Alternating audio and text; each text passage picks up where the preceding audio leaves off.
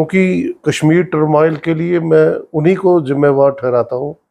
He is the main culprit, doctor Farooq Abdullah is the main culprit for this Kashmir turmoil. करोड़ों अरबों रुपए वहां पर खर्च देते हो अमरनाथ यात्रा पर, तो क्या आप उनको पैसा नहीं दे सकते? अमरनाथ आस्था के साथ जुड़ी हुई चीज़ है। वो लोग पूरे देश भर से आते हैं, उनके लिए पैसा खर्च देना एक अलग मुद्दा है।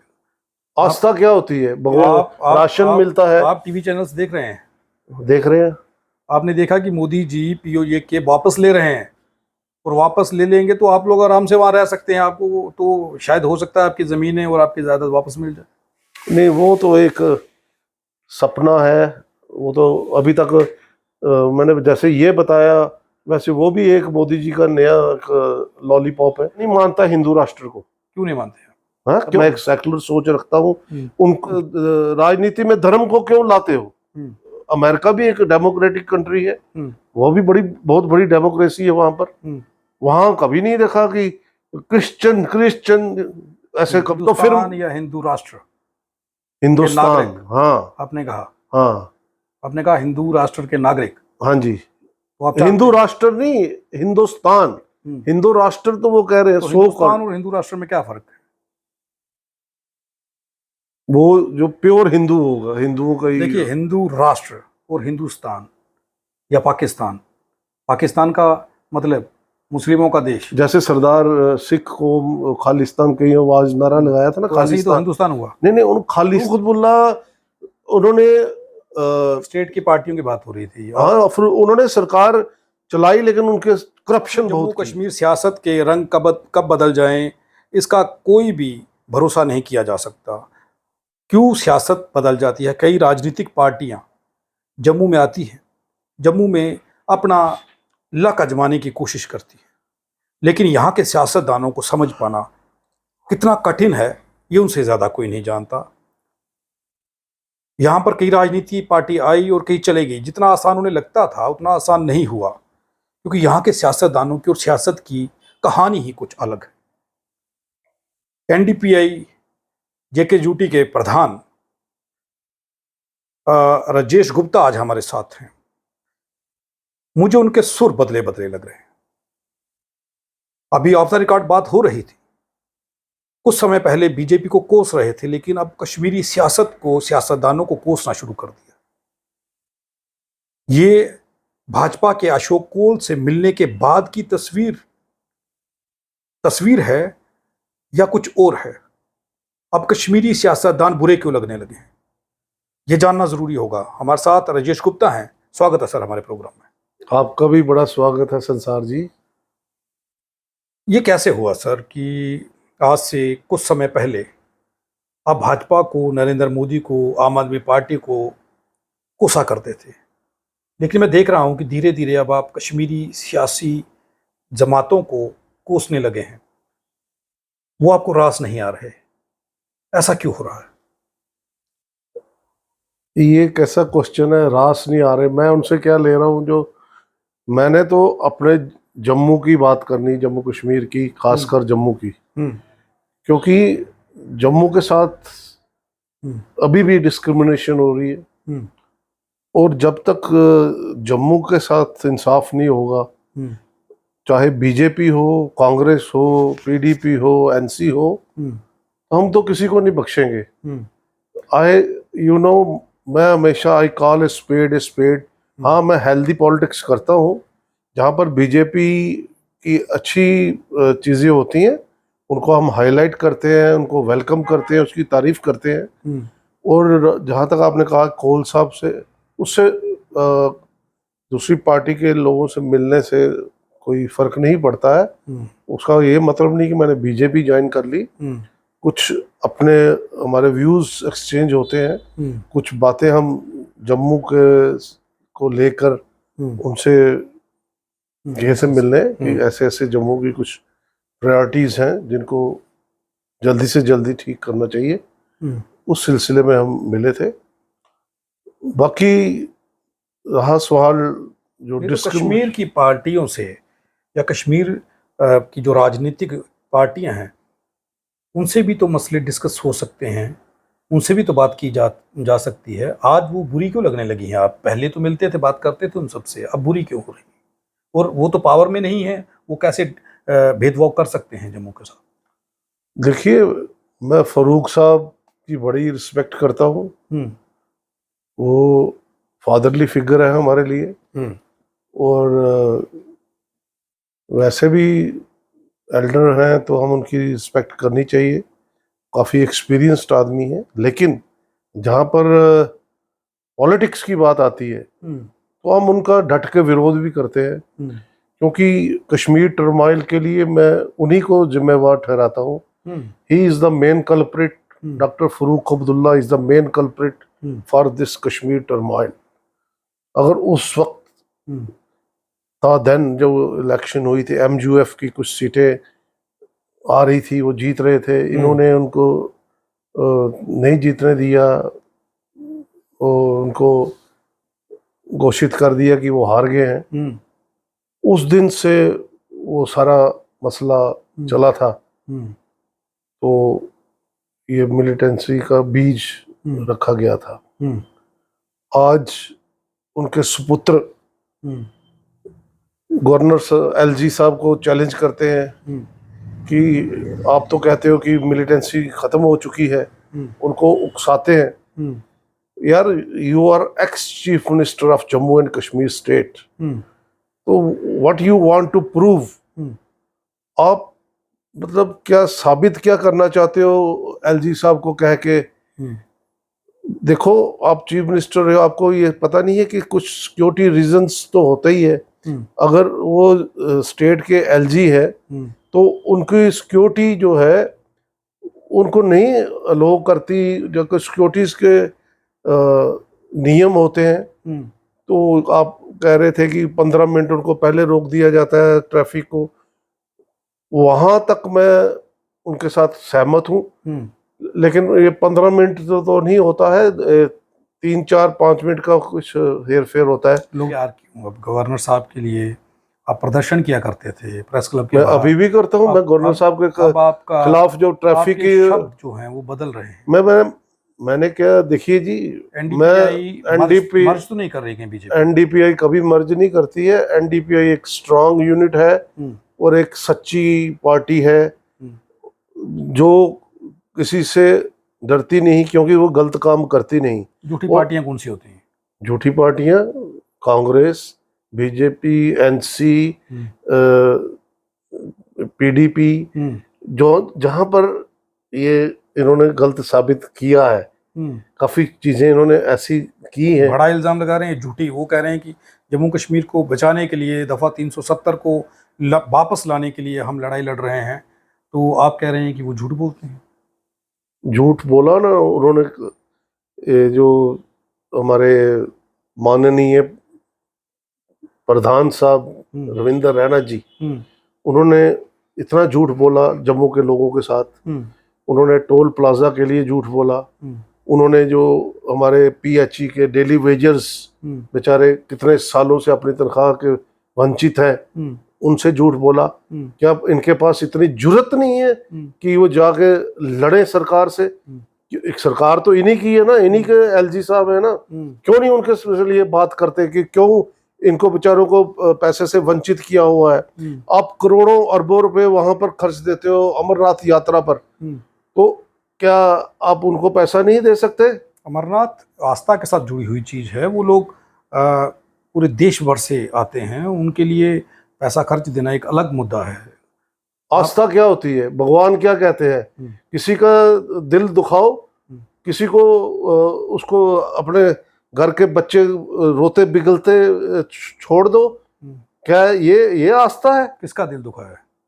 ये डेली वेजर्स जो पीएचई के हैं, जो रोज धरना प्रदर्शन बेचारे करते हैं। इतने सारे लोगों को नौकरी कहाँ से मिलेगी जनाब? नौकरी नहीं है तो उनकी तनख्वाह तो दो।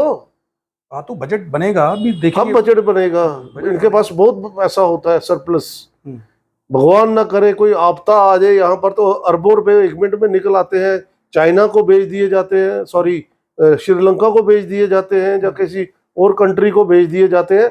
अपने घर में क्यों नहीं देते इनको? बड़े सारे प्लान होते हैं। क्या प्लान होते हैं? क्यों पहले अपना घर चैरिटी बिगिंस फ्रॉम होम। अपने घर को नहीं तुम सीधा रख सकते हो, तो बाहर क्या प्लान दिखाने हैं आप लोगों ने? पहले आम आदमी की बात करो, हमारे जम्मू के लोगों की, वो कोई भूखे क्यों मरे? फर्स्ट प्रायोरिटी इनकी ये होनी चाहिए। आप कह रहे हैं हम 50 के पार, क्या 50 के पार? वो 50, जब एक बार बाहर वोट मांगने तो जाओ। अगर तुम इतने ही हो तो इलेक्शन क्यों नहीं लड़ाते?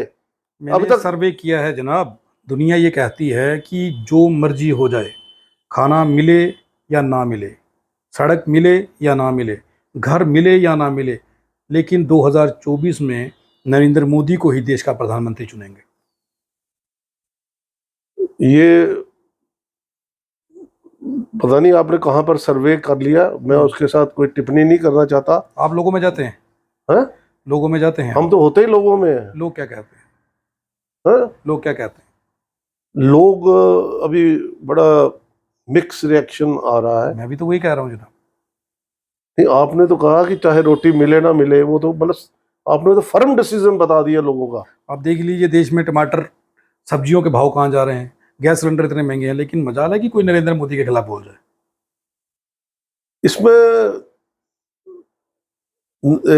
टमाटर के मैं ब्लेम नरेंद्र मोदी जी को नहीं देता हूँ, क्योंकि टमाटर तो बरसात के सीजन में हर बार महंगे होते हैं, और इस बार तो ज्यादा ही आपदा आ गई। तो गैस सिलेंडर, पेट्रोल, डीजल, हाँ उसके लिए तो है, वो तो बावजूद उसके भी लोग मोदी जी को पसंद कर रहे हैं जनाब।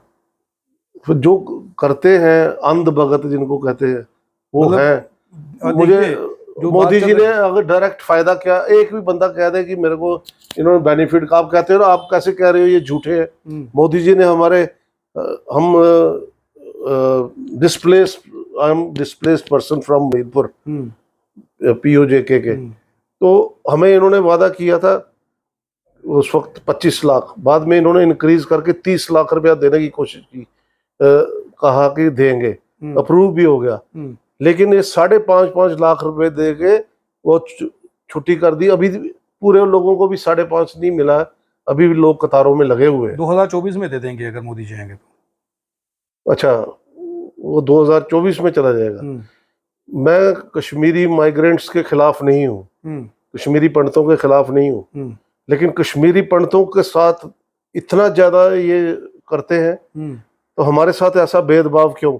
हम तो 47 हैं, राष्ट्रभक्त लोग हैं। आपको तो कुर्बानी देना पड़ेगी देश के लिए। हिंदू राष्ट्र बनाने के लिए प्रधानमंत्री इतनी मेहनत कर रहे हैं, अलग अलग देशों में जा रहे हैं, और आप विरोध कर रहे हैं। आप कह रहे हैं कि आपको 5 लाख 5.5 लाख चाहिए। इतनी छोटी सी चीज, छोटी सी चीज है जो हम वहां पर उजड़ के आ गए, हमारे पास कुछ रहा ही नहीं। हमारी वहां पर इतनी संपत्ति थी, इतना हमारा बड़ा विशाल दादाजी का बिजनेस था, वो वहाँ के शाहूकार थे, इतना हमारा वहाँ पर सप्लाईज जाती थी आगे पीछे सारे एरियाज में।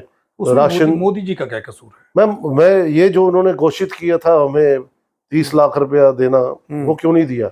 एक मामूली 30 लाख, और अभी तक हमें क्या दिया इन्होंने? इनको तो हर महीने भत्ता भी मिलता है, कश्मीर राशन मिलता है। आप टीवी चैनल्स देख रहे हैं?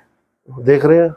आपने देखा कि मोदी जी POJK वापस ले रहे हैं, और वापस ले लेंगे तो आप लोग आराम से वहां रह सकते हैं। आपको तो शायद हो सकता है आपकी जमीनें और आपकी जायदाद वापस मिल जाए। नहीं, वो तो एक सपना है।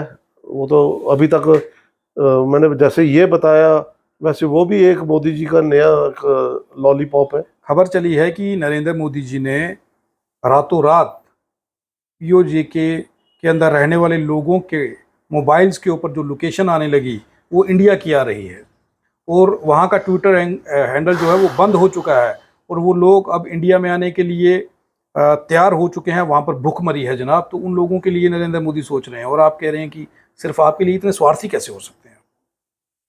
अच्छा, उनके लिए सोच रहे हैं कि वहाँ भूखमरी पड़ती है।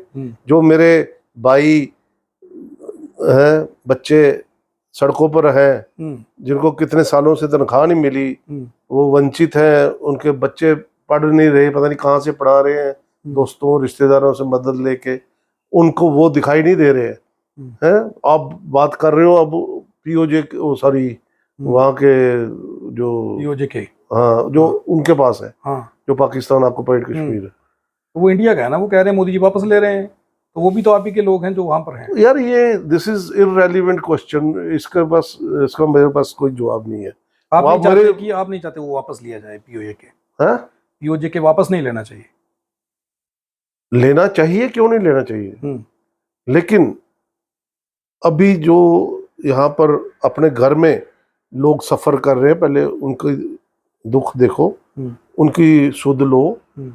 उनको खुश करो। आपने अपना एक भी वादा जो है पूरा किया हो हम्म। तो मुझे बता दीजिए। मोदी जी ने भारत को विश्व गुरु बना दिया है मोदी जी ने, और आप कह रहे हैं कि मोदी जी को घर देखना नहीं, चाहिए। विश्व गुरु तो बना दिया। अब मैं आप बात कर रहे हैं कभी हिंदू राष्ट्र की, मैं नहीं मानता हिंदू राष्ट्र को। क्यों नहीं मानते हैं? हाँ, क्यों? ये हमारा भारतवर्ष एक गुलदस्ता है, यहाँ पर हर एक जात पात के लोगों का एक गुलदस्ता है। हिंदू मुस्लिम सिख ईसाई आपस में है भाई, हमें ये तो शुरू से सिखाएगा। मैं एक सेकुलर सोच रखता हूँ। उन जो हमारे यहाँ पर रह रहे हैं, जो कोई गद्दार है तो उसको आप निकालो, जो हमारे देश के साथ चल रहे हैं, जो हमारे शाना बशाना हमारे साथ मुस्लिम भाई चल रहे हैं, सिख भाई चल रहे हैं, बौद्ध चल रहे हैं, हिंदू चल रहे हैं, सब। तो किसको गलत बोल दिया मोदी जी ने? गलत थोड़ी करें किसी को, किसी को नहीं गलत तो कहा है? हिंदू राष्ट्र का क्या मतलब है? हिंदू राष्ट्र तो जैसे हिंदुस्तान है नहीं ये भाजपा भारत। भाजपा वाले, आरएसएस वाले। मतलब आप राजनीति में धर्म को क्यों लाते हो? मैं तो कहता हूं धर्म को राजनीति से बिल्कुल अलग कर देना चाहिए। बाकी कंट्रियां भी तो है ना, वहां पर कभी हमने नहीं देखा कि वहां भी अमेरिका भी एक डेमोक्रेटिक कंट्री है, वो भी बहुत बड़ी डेमोक्रेसी है वहां पर। वहां कभी नहीं देखा कि क्रिश्चियन क्रिश्चियन ऐसे कभी नहीं उन्होंने बोला, या क्रिश्चियन हिंदू या क्रिश्चियन मुसलमान। वहां पर भी तो ब्लैक लोगों को मारा गया था, बड़ा कुछ हुआ था। नहीं, वो एथनिक लड़ाइयाँ तो मणिपुर में भी चल रही हैं, वो नहीं होता है। फिर वो छोटा मोटा तो हर चलता है। मेजर नारा ही ये देना कि हिंदू मुस्लिम हर जगह। आप फिर मेरे को मुद्दे से भटका देते हो। मैं एक बड़ी अच्छी जम्मू के साथ जो डिस्क्रिमिनेशन हो रही थी, कौन कर रहा था? उसके इन्होंने की है ना पीछे। पहले फरूक अब्दुल्ला के टेन्योर में हुई, फिर महबूबा ने की, फिर उमर अब्दुल्ला ने की। आज ये कांग्रेस वाले भी रो रहे हैं वहां बैठ के। और पहले तुम लोगों बताओ, तुम लोगों ने पब्लिक के लिए किया क्या? तो तब बड़े बड़े पुल बना दिए, फ्लाईओवर लखनपुर से लेकर के जम्मू तक आने लगा है, काम चल रहा है जोर शोर से। लोगों के लिए ज़मीन अलॉट करने की तैयारी कर दी गई है, लोगों को क्वार्टर फ्लैट बना करके देने की तैयारी कर दी गई है। 5-5 मरले की बॉर्डर पर रह रहे लोगों को ज़मीन देने की बात कर दी गई है। लोगों की पेंशन दोबारा से शुरू करने जा रही है भाजपा। और क्या करेगी भाजपा? करने जा रही है, करने में बहुत फर्क होता है मिस्टर संसार सिंह। क्या होता है कि करनी और कथनी में बहुत फर्क है। अगर ये वैसे ही बात करते हैं, ये they are so concern about Hindu राष्ट्र या ये हिंदुस्तान के नागरिकों के लिए, तो उनके लिए प्रैक्टिकली इम्प्लीमेंट करके बताए ना कोई भी चीज। तो फिर या हिंदू राष्ट्र, हिंदुस्तान, हाँ आपने कहा, हाँ आपने कहा हिंदू राष्ट्र के नागरिक। हाँ जी, तो हिंदू राष्ट्र नहीं, हिंदुस्तान। हिंदू राष्ट्र तो वो कह रहे हैं। तो हिंदुस्तान और हिंदू राष्ट्र में क्या फर्क है? वो जो प्योर हिंदू होगा, हिंदुओं का ही। देखिए, हिंदू राष्ट्र और हिंदुस्तान या पाकिस्तान, पाकिस्तान का मतलब मुस्लिमों का देश। जैसे सरदार सिख को खालिस्तान के आवाज नारा लगाया था ना, तो खालिस्तान। तो हिंदुस्तान हुआ। नहीं, उन खालिस्तान का मतलब खालिस्तान मतलब सिर्फ सिखों का स्थान। आपको लगता है तो हिंदू राष्ट्र मीन्स हिंदुओं का हो। ये हिंदुस्तान जो है, ये एक, मैं पहले भी बोला, भारत देश हमारा एक ऐसा गुलदस्ता है जहां पर तरह तरह के मजहब, तरह तरह की भाषाएं, तरह तरह के वहाँ पर कल्चर है, इतना खूबसूरत। आप मुझे एक बात बताइए, संविधान में कहीं लिखा हुआ है हिंदुस्तान, हिंदू राष्ट्र, खालिस्तान लिखा है कहीं? नहीं। कभी बन सकता है? मेरे हिसाब से तो नहीं बनना चाहिए। अब कोई डिमांड करे तो फ्रीडम ऑफ स्पीच, क्योंकि फ्रीडम आज़ादी है, हाँ बात करने आज़ादी की, है तो कर सकते हैं। हाँ। लेकिन आप किसके हक में हैं? क्या हिंदू राष्ट्र घोषित कर देना चाहिए भारत को? यहाँ पर हिंदुओं मेरी की मेजॉरिटी है, ये लोग कह जो रहे हैं। मेरी पर्सनल राय है, हम्म, ऐसा नहीं होना चाहिए। हम सेक्युलर लोग हैं, हम सारा एक परिवार हैं, हम्म, तो जो एंटी नेशनल एलिमेंट है हम्म, उनको चुनो। जैसे केजरीवाल एंटी नेशनल है, हम्म, क्योंकि उसने बहुत बड़ी एक मकारी की, देश के साथ चीटिंग की।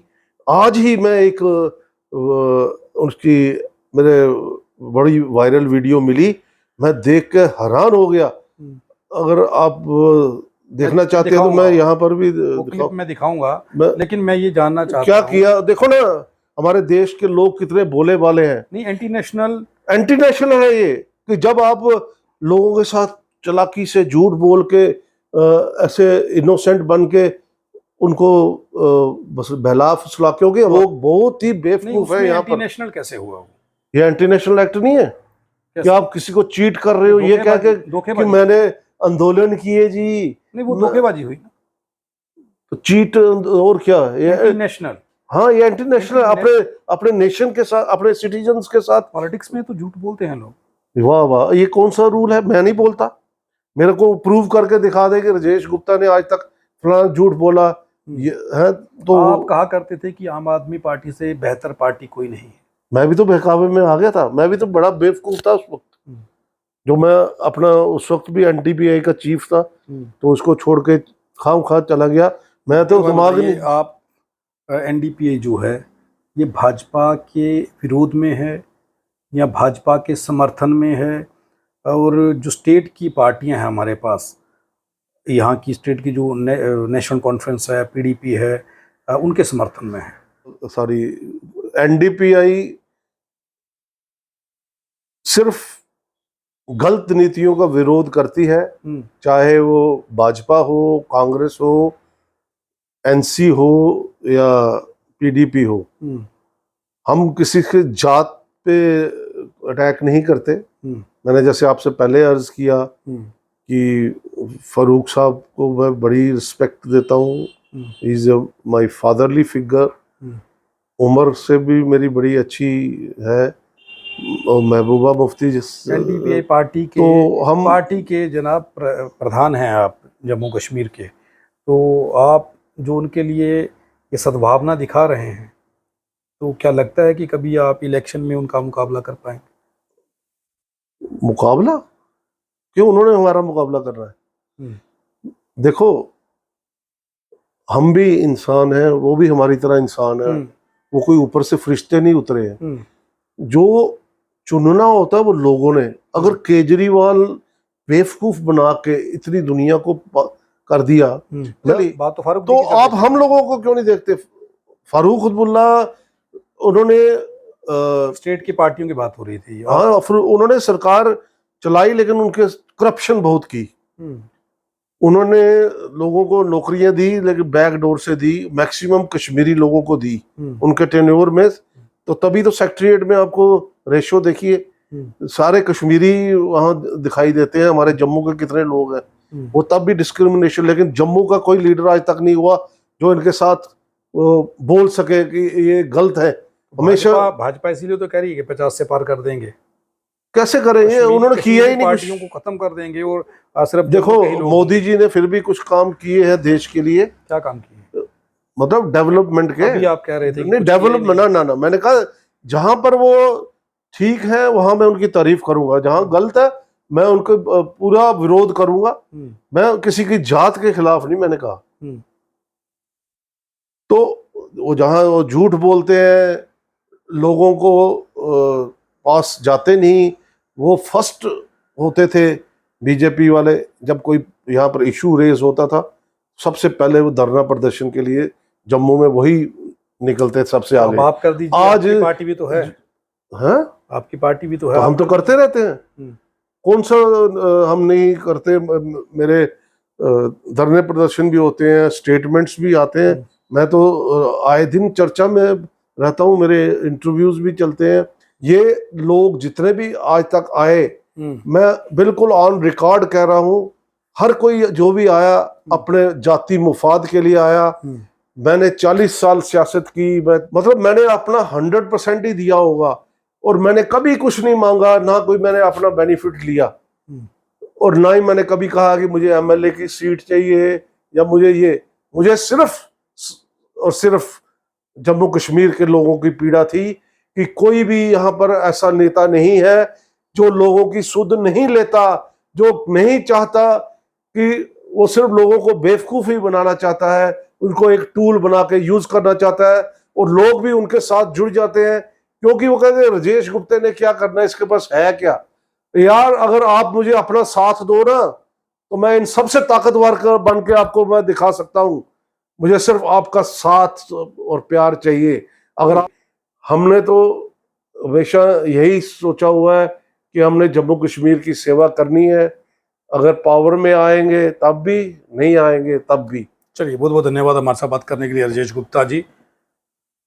कहानी को समझ आई दर्शकों आपको? अगर आई हो तो आप बता दीजिए। राजेश गुप्ता किसी तरीके से अपनी एनडीपीआई पार्टी को मजबूत करना चाहते हैं। कभी फारूक अब्दुल्ला के खिलाफ बात करते हैं, उमर अब्दुल्ला के खिलाफ बात करते हैं, महबूबा के खिलाफ बात करते हैं, बीच बीच में मोदी जी के खिलाफ भी बोल देते हैं। ये सियासी दावपेच तो चल रहे हैं, लेकिन होगा क्या? आप लोग कमेंट सेक्शन में ज़रूर बताएं। आप देखते रहें आरटीआई इंडिया न्यूज़, लोकतंत्र का पहरेदार, ताकि हम पहुंचा सकें आप तक वो खबरें जो नहीं पहुंच रही या फिर जो नहीं दिखाई जा रही। धन्यवाद।